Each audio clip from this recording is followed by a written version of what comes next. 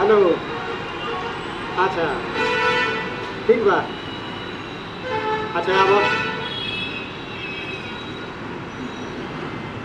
सुन तारू का हो?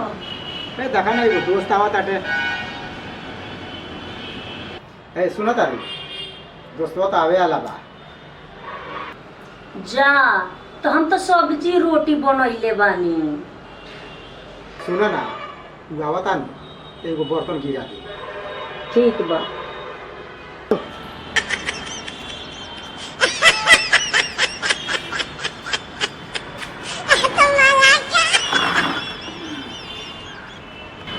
तो का पार्टनर का हाल? ठीक बा। ए सुनो तारू हाँ। ए रोटी या पनीरवा ले आवा।